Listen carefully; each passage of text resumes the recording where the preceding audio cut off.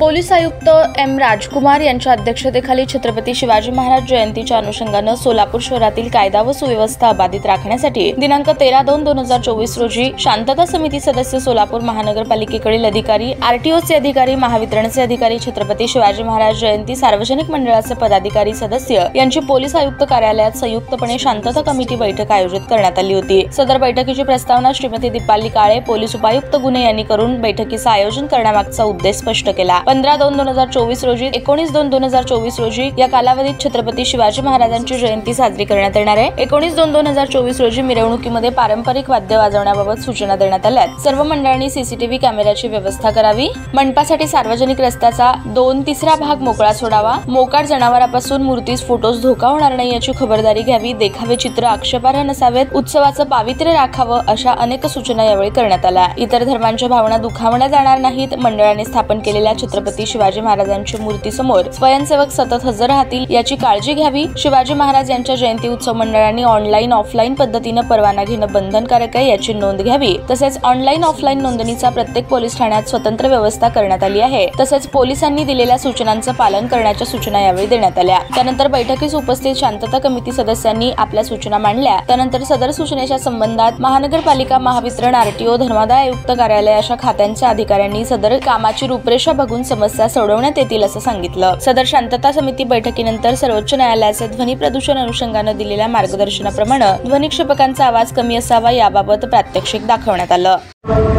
आपलं school college वेळात जे बघितले सोलापूर ते आता नाहीये। इतकं जे फ्लेक्स बॅनर्स आता लावलेले आहे अजूनही चालू आहे काम काही लोकांच्या। त्याचा फायदा आहे मंडपवाल्याचा, ठीक आहे, त्यांच्या व्यवसायामध्ये आमचा काही विरोध नाहीये। पण तुम्ही बघा त्यात जे छत्रपती शिवाजी महाराजांचे जे प्रतिमा जे आहे ते स्वतः दिसत आहे आणि आणखी मोठा मोठा चेहरा वेगळं दिसत आहे। जाडा, चेन, कुलिंग ग्लास, काही बटन घालत नाही, अशा लोकांना तुम्ही आपल्या घरी बोलवून बसवणार आहे का? हे शिवभक्त आहे म्हणून। आणि ते तुमच्या शहराच्या पूर्ण आता म्हणजे आता आपल्या घरी तुम्ही शिवाजी महाराजांच्या प्रतिमा फ्रेम लावतात, बाबासाहेब आंबेडकरांचा फ्रेम लावतात। आता हे आमच्या शहरासाठी फ्रेम सारखं आहे ना। मी शिवरायांच्या फ्रेम लावलं चांगली गोष्ट आहे, पण हे बाकी शोभनीय आहे का तुमच्या शहरासाठी, आपल्या शहरासाठी?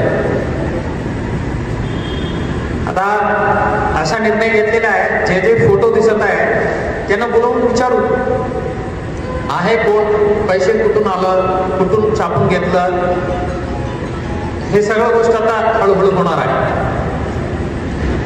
आणि आपल्याला वाटेल आता जे नुकतंच मागच्या आठवड्यात जे मिरवणूक झालं होतं त्यात काय केलं, ते लोक अजूनही इथंच आहे ना, ते पुन्हा आंबेडकर जयंतीला तेच लावणारच आहे, पुन्हा डीजे काय करणार? त्यामुळे आम्ही पण शिवजयंतीला लावणार आहे।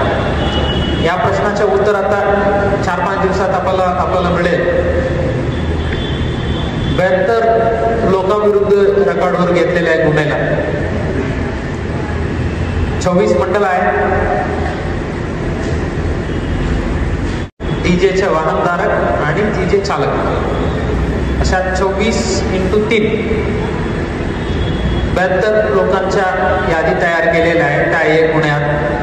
आणि ते जे गुन्हे जे आहेत त्यात दंड जे करायचे ते कोर्ट करेल, पण चॅप्टर प्रेस प्रतिबंधात्मक कारवाई जे आहे ते आमच्याकडे आहे। त्यात आम्ही निर्णय घेण्याचे अधिकार आमच्या ACP कडे, आमच्या एक्झिक्युटिव्ह मॅजिस्ट्रेटकडे आहे।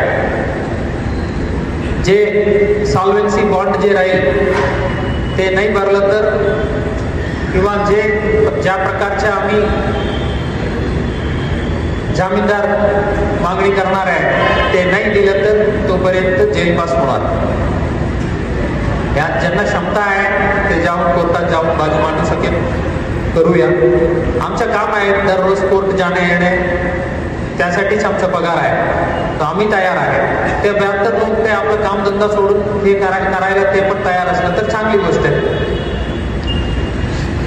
आणि आपलं छत्रपती शिवाजी महाराजांचे जे जन्मोत्सव साजरा करणारे जे महामंडळ जे लोक आहेत, आपण एक स्टँडर्ड सेट करा.